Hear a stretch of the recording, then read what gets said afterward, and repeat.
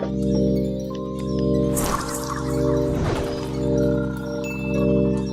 a Smee. He's a Smee. He's a Smig. Hey. Make yourself a brew and break open the biscuits. Welcome to WatchMojo.com, and today we're counting down our picks for the top 10 British slang terms. I shagged her. What? For this list, we've looked at the greatest slang words and expressions that Great Britain has to offer.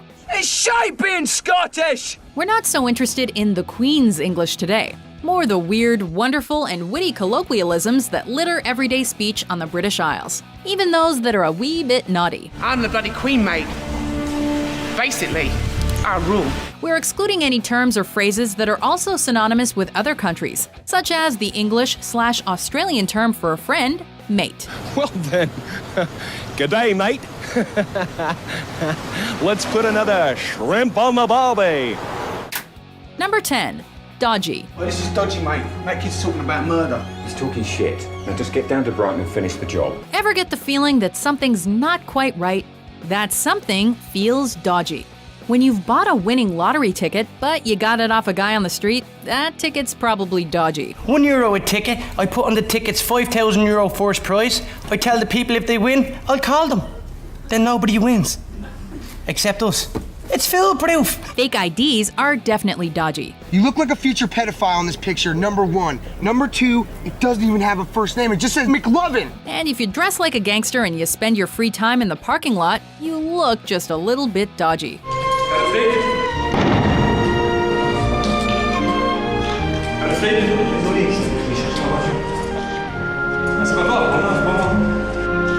It's not quite wrong, but it's halfway there. Things get a bit dodgy. I just cannot be bothered. But hey, I get good vibes about this interview thing today, though, man. Seems to me like it's going pretty well, eh? Number 9, shag. I shagged her. What? I shagged her rotten, baby, yeah. Probably made most famous in the Austin Powers movies, to shag is to have sexual relations with, and not usually in an overly committal way. Get a girl, take her out, treat her right. Shag her senseless. No, man. True love, true love. There's absolutely nothing wrong with it. It's just that shagging is less for the one and only in your life, and more for a one-night stand. It's usually a quick arrangement, often had between two people who've only recently met. Might get a shag at last. Naughty. Shag is such a great slang, though, because it's really unassuming and largely inoffensive. It's a fun word for fun times. What do you think of my shag pad, darling? It's amazing, Austin. Number 8, snog. So what's the best thing about having a boyfriend, then? It just feels really natural, you know, really grown up. And the snogging is wicked. If shag is home base, then snog is first. And it carries slightly more emotionally attached connotations as well. Snogging is essentially French kissing. Can we have that snog now? What? Now? Here? Right in front of everyone? Yeah. It's a step above a polite peck on the cheek, but things aren't yet especially steamy. You snog someone at the back row of the cinema, or on their parents' front porch, provided no one catches you. Or on Kiss Cam. That place is snog central. Just don't get too into it for too long if you're in public. And it's with the wrong person. Don't have to be rich to be my girl. You don't have to be cool to rule my world. Ain't no particular sign that I'm more compatible with. Number 7, pissed. You know when you hear girls saying like, I was so shit-faced last night, I shouldn't have that guy. We could be that mistake. In the English language, there are so many ways of saying that you're drunk. But the British tend to favor this phrase, or variations thereof. When you're going on the piss, you're aiming to get drunk. When you are pissed, you're more than tipsy, but you're not yet completely sloshed. I'm ready to party with the best of them. And I'm gonna go down to the river. At the point of being pissed, though, you've probably had just about enough. Why is label guy trying to punch me? Punch you first, label guy. I gotta go pee. I don't want to get up. One more drink and God knows what you'll do next. Or how many embarrassing Facebook photos there'll be in the morning. It's a frenzy.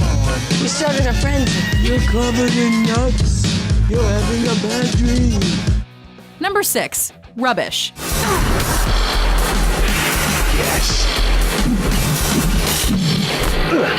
No, that's rubbish. A noun and an adjective, the US noun translation is trash, as in taking out the trash or throwing it in the trash. However, rubbish is also a common descriptive word, used for anything that's undesirable. You must look beyond. What a load of rubbish. And we mean anything at all. Just got a bad haircut? Your hair is rubbish. Failed a quiz? That grade was rubbish. Having a bad day? No, you're having a rubbish one. Gone off milk is rubbish. Bad smells are rubbish. Movies without agreeable endings are rubbish. This countdown isn't rubbish though. This countdown's bloody brilliant. No, it's bloody rubbish. Number 5. Taking the piss. Don't take the piss, Boris. I'll show you now. Not to be confused with taking a piss or being pissed, our next slice of slang is all to do with mockery. Are you taking the piss? Because if you are, you're gonna get a slap. I'm not taking the piss.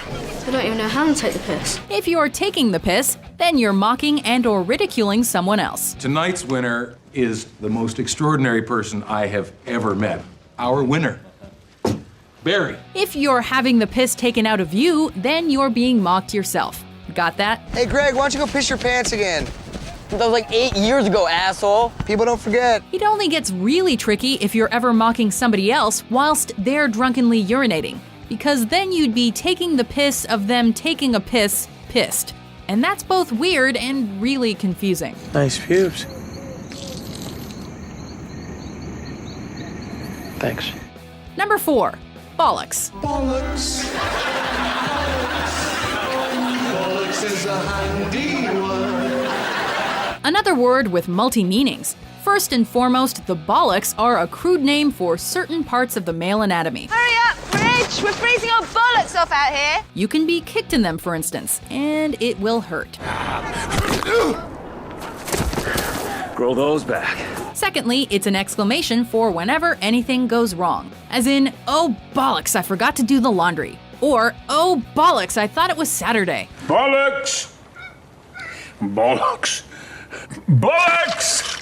Bollocks! Oh, it. Thirdly, and most famously, it's a term for anything that's stupid or a serious waste of time. A la Sex Pistols and their notorious 1977 album, Never Mind the Bollocks. God save the Queen. She ain't no human being. And there's no future.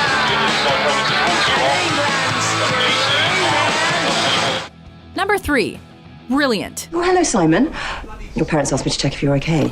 Me? Brilliant. Absolutely brilliant. The two-edged sword of British slang is never more notable than with this word. Most of the time, brilliant has positive connotations. Some mountains are volcanoes and they really are brilliant. See? Volcanoes, brilliant. It's used when something is especially good, similar to words like super, superb, excellent, or ace. What's your name?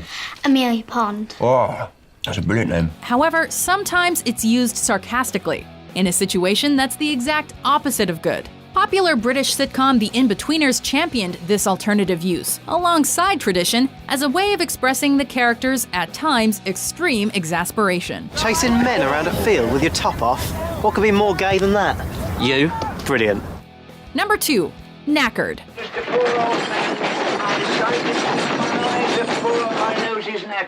With so much slang to sift through, we'd forgive you for being a little bit tired. But our runner-up is at another level of lethargy. If you or anything else is knackered, then you're totally unable to function. You're entirely exhausted. I'm tired now. In the 16th century, the phrase was coined to describe a worn-out horse. And that's exactly how you feel. Sometimes, some things can even be described as knackering. Running a marathon, for example, is really knackering. We're knackered just thinking about it. Make love to me. Alright, you go and talk there because I'm knackered. Before we unveil our top pick, here are a few honorable mentions. Oh my God, Rosemary. That is so funny. Rumpy bumpy. Everybody likes a little bit of rumpy bumpy. Any jailbreak's a risky proposition. one little cock-up, and we're dangling at Her Majesty's pleasure. Life has finally got too hot for me here in Nouvion, so I've decided to leg it for Spain. And pray that there's intelligent life somewhere up in space, 'cause there's bugger all down here on Earth. Number 1.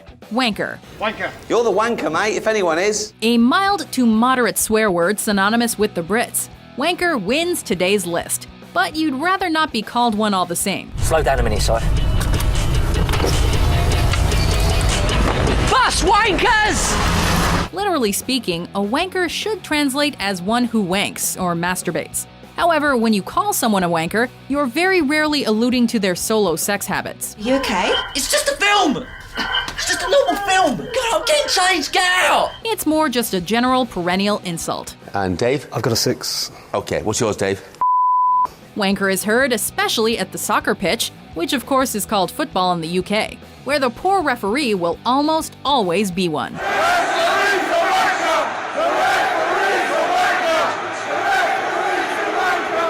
Do you agree with our list? I had to teach him a lesson, Si. He was mugging me off. What slang did we skip? This is great banter. It really is. For more cracking, smashing, pucka, and proper fit top 10s published every day, be sure to subscribe to WatchMojo.com. And I enjoyed some banter.